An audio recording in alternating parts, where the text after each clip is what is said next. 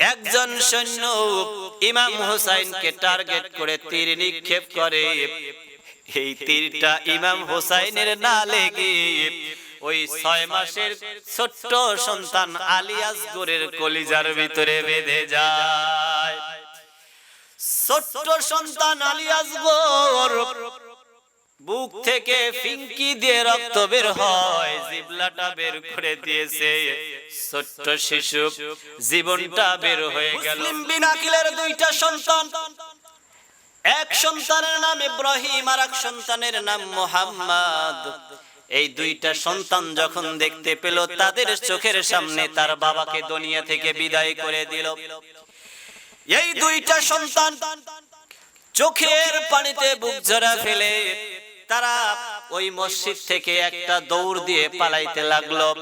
আহারে, তাদের মনে এই টেনশন কেমন করে তারা মদিনায় চলে যাবে। কুফাবাসী গুলো তার পিতাকে হত্যা করে দিল, তাদেরকে যদি ধরতে পারে তাদেরকে দুনিয়া থেকে শেষ করে দিয়ে দিবে। আহারে, যদি বিশ্ব নবীর নাতি ইমাম হুসাইন রাদিয়াল্লাহু তাআলা আনহু এই কুফা নগরীতে আসলে ইমাম হুসাইনকেও তারা শহীদ করে দিবে, হত্যা করে ফেলবে। এটা হলো কুফাবাসীদের ষড়যন্ত্র চক্রান্ত।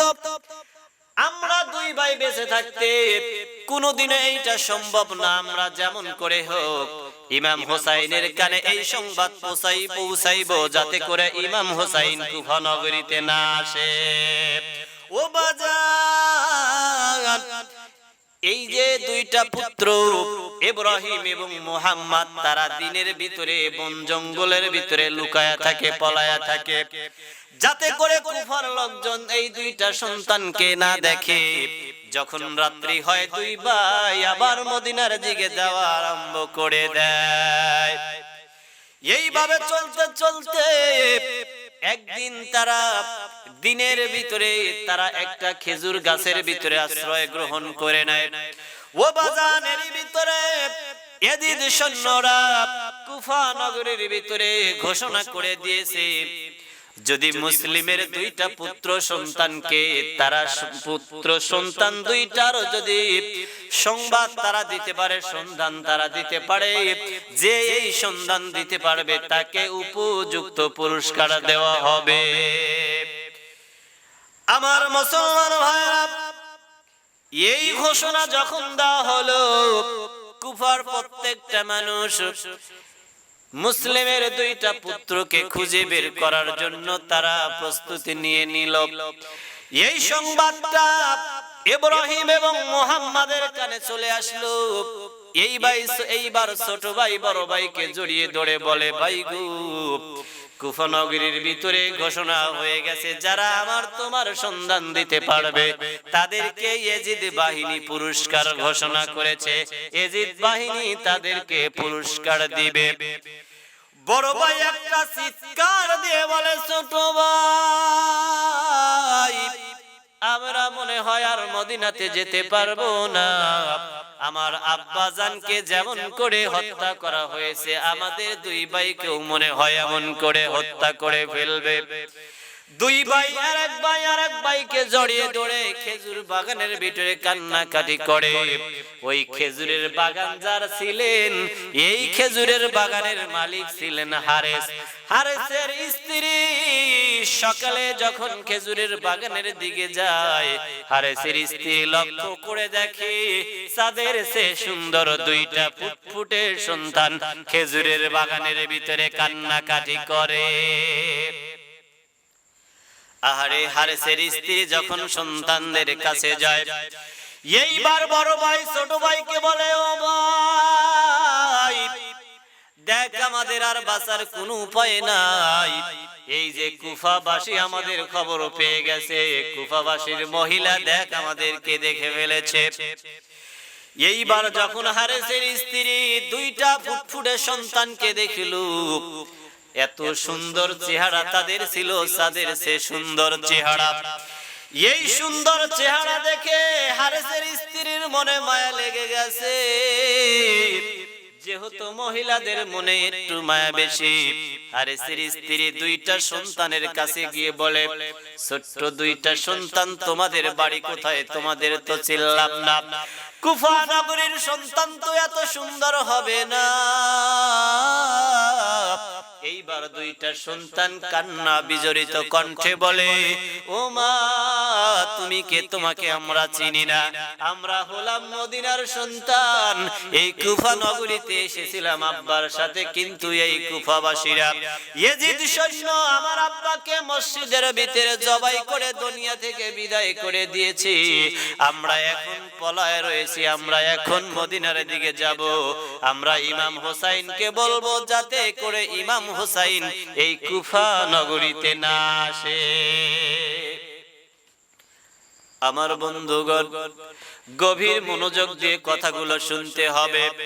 ও বাজার, এই কথাটা যখন দুইটা সন্তান বলল, ইব্রাহিম এবং মুহাম্মদ, হারেসের স্ত্রী ওই দুইটা সন্তানকে সুন্দর করে হারেসের বাড়িতে নিয়ে এসে একটা ঘরের ভিতরে সুন্দর করে রেখে দিল। দিন শেষে যখন মুসলিম বিন আকিলের ছোট্ট পুত্র ঘুম থেকে উঠে গেল, ঘুম থেকে উঠে গিয়ে মুহাম্মদ কান্না শুরু করে দিয়েছে। এমন অবস্থায় হারেস সারাটা দিন দুইটা পুত্রকে খোঁজার জন্য বের হয়েছিল। সারাটা দিন এদিক সেদিক খুঁজে যখন না পাইছে, ক্ষুধা লেগে গেছে। ক্ষুধার যন্ত্রণায় হারেস বাড়িতে এসেছে খাবারের জন্য। এসে স্ত্রীকে বলে, স্ত্রী খাবার দাও, জলদি করে আমার খাবারের ব্যবস্থা করে দাও, খাওয়া দাওয়া করে আবার মুসলিম বিন আকিলের দুইটা সন্তানকে খুঁজতে হবে। খাবার জন্য যখন হারেস বসে গেছে, দেখলো পাশে থেকে কান্নার আওয়াজ চলে আসে। এইবার হারেস বলছে, ও স্ত্রী, এত সুন্দর কান্নার আওয়াজ কোথায় থেকে আসে? হারেসের স্ত্রী বলছে, স্বামী গো, কুফার সন্তানেরা কান্দে, পাশের বাসার লোক। হারেস বলে, না না না, এত সুন্দর কান্নার আওয়াজ কুফাবাসীদের হতে পারে না, এইটা আমার কাছে খুব মাধুর্য লাগে, এইটা নিশ্চয় মদিনার সন্তানদের কান্নার আওয়াজ। আমার বাজানেরা, আমার বন্ধুগণ, হারেস ভাতের প্লেটটা হাত দিয়ে দূরে সরায়া দিয়া যখন পাশের রুমের দিকে যায়, হারেসের স্ত্রী হারেসের দুইটা পা ধরে কান্নাকাটি করে, ওগো প্রাণের স্বামী, আপনি এই দিকে যাবেন না। ওই ঘরে দুইটা পুত্র সন্তান রয়েছে, মদিনায় তারা চলে যাবে। তারা তো কোনো অন্যায় করে নাই, তারা তো নিষ্পাপ দুইটা সন্তান, তাদেরকে আপনি হত্যা করবেন না। ও বাজার, যখন হারেসের স্ত্রী এই কথাটা বলল, পাপিষ্ট হারেস, নেমহারাম হারেস, তার অন্তরের ভিতরে মায়া লাগলো না। একটা লাথি দিয়ে স্ত্রীকে দূরে সরা দিয়া যখন পাশের রুমে চলে যায়, দেখে দুইটা পূর্ণিমার চাঁদ যেন হারেসের ঘরে রয়েছে। এক ভাই আর এক ভাইকে জড়ায় ধরে কান্দে আর বলে, ভাই গো, আমাদের বুঝি আর বাঁচার কোনো উপায় নাই, ওই দেখো কুফার লোক আমাদের খবর পেয়ে গেছে। দুইটা পূর্ণিমার মতো সন্তানকে দুইটা হাত দিয়ে তাদের কল্লা ধরে ঘর থেকে বাহির করে নিয়ে আসি। এইবার দুইটা সন্তান বলে, বাবাজি, আমরা তো কোনো দোষ করি নাই, আমরা তো কোনো অন্যায় করি নাই, আমাদেরকে ছেড়ে দেন, আমরা মদিনায় যাই। পাপিষ্ট হারেসের মনে কোনো মায়া লাগে না। পাপিষ্ট হারেস দুইটা পুত্র মুহাম্মদ এবং ইব্রাহিমকে নিয়ে চললেন। ফোরাত নদীর কূলে যখন নিয়ে যায়, এই সময় হারেসের মনে চিন্তা এসেছে, আরে দুইটা সন্তানকে যদি জীবিত অবস্থায় নিয়ে যাই, আমার সেই শক্তিশালী কেউ আইসা আমার কাছ থেকে এই পুরস্কার ছিনিয়ে নিয়ে যেতে পারে। না না না, তাদেরকে এইভাবে নেওয়া যাবে না, তাদেরকে আমি জবাই করে তাদের কল্লা দুইটা নিয়ে আমি ইয়েজিদের রাজ দরবারে চলে যাব। এই কথাটা মনে হওয়ার পর হারেস সর্বপ্রথম ইব্রাহিমকে বলে, ইব্রাহিম রে, তুই রেডি হয়ে নে, তোর কাল্লা কাটবো। মুহাম্মাদের সামনে যখন ইব্রাহিমকে মাটির উপরে ফোরাত নদীর কূলে শোয়ায় দিয়েছে, ছোট ভাই একটা চিৎকার দিয়ে বলে, ও হারেস রে, আমি ছোট ভাই বেঁচে থাকতে তুই আমার বড় ভাই ইব্রাহিমকে হত্যা করতে পারবি না, আগে আমাকে হত্যা কর, তারপরে আমার বড় ভাইকে হত্যা কর।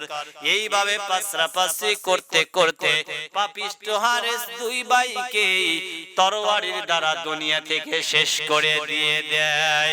এক ভাইয়ের বডি আর একদিকে, আর এক ভাইয়ের বডি আর একদিকে ফেলে দিয়ে দুইটা কাল্লা নিয়ে যখন হারেস সামনের দিকে রওনা দিতে লাগলো, পিছন থেকে আওয়াজ আসলো, ভাই গো আমাদের কাল্লাটা নিয়ে যায়, আমরা কেমন করে আর হোসাইনের কাছে খবর পৌঁছে দেব, হোসাইন যেন আর এই কুফা নগরীতে না আসে। হারেস সামনের দিকে যেতে লাগলো। হারেস কয়, আশ্চর্য, আমি তো তাদের কাল্লা দুইটা নিয়ে আসলাম, পিছনের দিকে কে কথা বলে? হারেস পিছনের দিকে তাকিয়ে দেখে দুইটা ভাইয়ের কাল্লা কাটা হয়েছে, দুইটা ভাইয়ের বডি দুই দিকে ফেলে দেওয়া হয়েছে। কিন্তু আল্লাহর কি কুদরত, এই দুইটা ভাই আবার গলাগলি ধরে একসাথে হয়ে গেছে। আল্লাহ পাক সূরা বাকারার ভিতরে কত সুন্দর করে ঘোষণা করে জানিয়ে দিলেন পৃথিবীর মানুষদেরকে, ওয়ালা তাকুনু লিমান ইয়াকতালু ফি সাবিলিল্লাহি আমওয়াত। আল্লাহ পাক বলে, যারা দিনকে বিজয়ী করার জন্য নিজের বুকের তাজা রক্ত জমিনে ঢেলে দিয়ে যায়, যারা ইসলামকে পৃথিবীর বুকে জিন্দা করার জন্য নিজের জীবন দিয়ে যায়, ও দুনিয়ার মানুষ তোমরা তাদেরকে মৃত বলো না, বরঞ্চ তারা হলো জীবিত। আমার মুসলমান বাবাজিরা, আমার ভাইরা রে আমার, এই দিকে ইমাম হুসাইন রাদিয়াল্লাহু তাআলা আনহু ৭২ জন লোক সহ কুফার দিকে তারা রওনা দিয়েছে। ৪০ জন পুরুষ আর ৩২ জন নারী এবং শিশুদের সঙ্গে নিয়ে ৭২ জনের কাফেলা নিয়ে ইমাম হুসাইন রাদিয়াল্লাহু তাআলা আনহু কুফার দিকে রওনা দিয়েছে। মুহররমের ৭ তারিখে ইমাম হুসাইন রাদিয়াল্লাহু তাআলা আনহু কুফার উদ্দেশ্যে রওনা দিল। ৯ তারিখে যখন তারা ফোরাত কূলে কারবালার প্রান্তরে এসে উপস্থিত হয়ে গেল, সন্ধ্যা হয়ে গেল। এইবার কাফেলার কিছু লোক বলল, ইমাম হুসাইন কোন জায়গায় এসেছি, জায়গাটা তো অপরিচিত, জায়গাটা তো চিনি না। ইমাম হুসাইন রাদিয়াল্লাহু তাআলা আনহু বললেন, দাঁড়াও তোমরা এখানে দেরি করো, আমি জিজ্ঞাসা করি জায়গাটা কোথায়। ইমাম হুসাইন রাদিয়াল্লাহু তাআলা আনহু কিছু মানুষকে জিজ্ঞাসা করলে মানুষগুলো বলল, এই জায়গাটার নাম হলো কারবালার প্রান্তর। যখন এই কথাটা ইমাম হুসাইনকে বলল, ইমাম হুসাইন একটা চিৎকার দিয়ে বলে, ও আমার সাথীরা, এমন একটা জায়গায় এসে আমরা পৌঁছে গেছি, আমার নবীজি বলছেন আমার নানার গুনাহগার উম্মতের জন্য আমি হুসাইন এই কারবালার প্রান্তরে শাহাদাত বরণ করব। আমার মুসলমান ভাইরা, রাত্রি নেমে আসলো। ইমাম হুসাইন রাদিয়াল্লাহু তাআলা আনহু সকলদেরকে উদ্দেশ্য করে বলে, ও আমার সাথীরা তোমরা শোনো, আমার নানা জান আমাকে বলেছেন নানার উম্মতের জন্য আমি ইমাম হুসাইন রাদিয়াল্লাহু তাআলা আনহু সপরিবারে এই কারবালার প্রান্তরে শাহাদাত বরণ করব, শহীদ হয়ে যাব। অতএব এইখানে আমি বাতি বন্ধ করে দিলাম, অন্ধকারে যে যে দিক দিয়ে পারো তোমরা চলে যাও, কারণ আমি এখানে শহীদ হয়ে যাব। আমার নানার দোয়া আল্লাহর দরবারে কবুল হয়ে গেছে।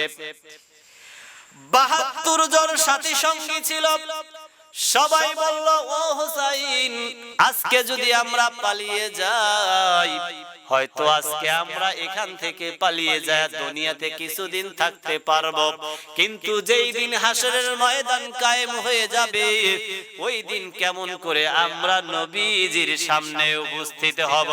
ওই দিন তো আমরা নবীর উম্মত বলে কোনো পরিচয় দিতে পারবো না। ও হুসাইন, তুমি শুনে নাও, আজকে যদি আমরা ইয়াজিদ সৈন্যদের হাতে এই কারবালার প্রান্তরে শাহাদাত বরণ করি, আমাদের বুকের তাজা রক্ত যদি এই কারবালার ময়দান লাল লাল হয়ে যায়, তাতে কোনো দুঃখ নাই, বিনিময়ে পরকালে আমরা জান্নাত পেয়ে যাব। মুসলমান ভাইরা আমার, বন্ধুগণ আমার, 9 তারিখ রাত্রি চলে গেল, 10 তারিখ উপস্থিত হয়ে গেল পবিত্র জুমাবার। ফজরের নামাজ পড়ার পর সাহারা বানু ছোট্ট 6 মাসের সন্তান আলী আসগর, ছোট্ট 6 মাসের সন্তান আলী আসগরকে কোলে নিয়ে এসে ইমাম হোসাইনকে বলে, প্রাণের স্বামী, এই যে ছোট্ট 6 মাসের সন্তান আলী আসগর আজকে 3 দিন যাবত কিছু খাইতে পারে না, বুকের দুধ পায় না, পিপাসায় কলিজা ফেটে যাচ্ছে, জিহ্বা লড়াইতে পারে না। ও স্বামী, আমার ছোট্ট সন্তানকে দেখেন, একটু পানির ব্যবস্থা করতে পারেন কিনা? আমার মুসলমান বাবাজিরা, সাহারা বানুর কোল থেকে ইমাম হোসাইন যখন 6 মাসের পুত্র সন্তানকে কোলে নিয়ে ফোরাতের দিকে এগিয়ে যায়, ফোরাতের দিকে ইমাম হোসাইন যখন ছোট্ট 6 মাসের সন্তান আলী আসগরকে নিয়ে যায়, দুহাত উঁচু করে বলে, ও ইয়াজিদ বাহিনী, তোমাদের শত্রুতা আমার সাথে, তোমরা আমাকে যা খুশি তাই করতে পারো। এই দেখো, ফুটফুটে 6 মাসের সন্তান, এমন সন্তান তো তোমাদের ঘরে রয়েছে, তোমরা একটু এই সন্তানকে পানির ব্যবস্থা করে দাও, একটু ফোরাত থেকে পানির খাবারের ব্যবস্থা করে দাও। ও কুফাবাসী, আমার নানা যদি না হইতো তাহলে এই পানি হইতো না, কুফাবাসী তোমরা হইতা না, সেই নানার বংশধর আজকে পানি না পায়া মরে যায়, তোমরা একটু পানির ব্যবস্থা করে দাও, আমার পুত্র সন্তানকে আমি একটু পানি পান করাই। আমার বাবাজিরা, হযরতে হোসাইন, ইমাম হোসাইন রাদিয়াল্লাহু তাআলা আনহু যখন এই কথা বলতে লাগলেন, একজন সৈন্য ইমাম হোসাইনকে টার্গেট করে তীর নিক্ষেপ করে। এই তীরটা ইমাম হোসাইনের না লেগে ওই 6 মাসের ছোট্ট সন্তান আলী আসগরের কলিজার ভিতরে বেঁধে যায়। ছোট্ট সন্তান আলী আসগর বুক থেকে ফিঙ্কি দিয়ে রক্ত বের হয়, জিবলাটা বের করে দিয়েছে, ছোট্ট শিশু জীবনটা বের হয়ে গেল, এটাও বের হয়ে গেল। ইমাম হোসাইন রাদিয়াল্লাহু তাআলা আনহু তাঁবুর দিকে চলে এসে তার স্ত্রী সাহারা বানুকে ডাকলেন, সাহারা বানু রে। এইবার সাহারা বানু তাঁবুর ভিতরে থেকে বের হয়ে দেখে তার ছোট্ট 6 মাসের সন্তান জিবলা বের করে দিয়েছে, বুকে তীর বিঁধে রয়েছে। ইমাম হোসাইন যখন তীরটা টান দিল, তীরের সাথে আলী আসগরের কলিজাটা বের হয়ে আসলো। সাহারা বোন দেখে একটা চিৎকার দিয়ে বলে, ও দয়ার আল্লাহ, এই যে ছোট্ট নিষ্পাপ 6 মাসের সন্তান আজকে পানির অভাবে, এই যে কারবালার প্রান্তরে ফোরাত তীরে পানির অভাবে শাহাদাত বরণ করে গেল, ও আল্লাহ, তোমার কাছে কোনো চাওয়া নাই, তোমার হাবিব তো বলেছে তার নাতি এবং তার বংশের যারা আছে তার উম্মতের জন্য কারবালার প্রান্তরে শহীদ হয়ে যাবে। সাহারা বানু বলছে, ও স্বামী, কোনো আফসোস নাই, আফসোস শুধু এটাই, যখন হাসরের ময়দান কায়েম হয়ে যাবে, আমার এই ছোট্ট সন্তানকে নিয়ে আমি আল্লাহর দরবারে শুধু চাইবো, দরদের আল্লাহ, এই ছোট্ট সন্তান আলী আসগর পানির অভাবে কারবালার প্রান্তরে ইয়াজিদ সৈন্যগুলো তাকে তীর নিক্ষেপ করে দুনিয়া থেকে বিদায় করে দিল। এই যে ছোট্ট সন্তান দুনিয়া থেকে বিদায় হয়ে চলে গেল, এই ছোট্ট সন্তানের বিনিময়ে তুমি মুহাম্মাদুর রাসূলুল্লাহ সাল্লাল্লাহু আলাইহি ওয়াসাল্লামের পাপী উম্মতগুলোকে জান্নাতে দিয়ে দাও।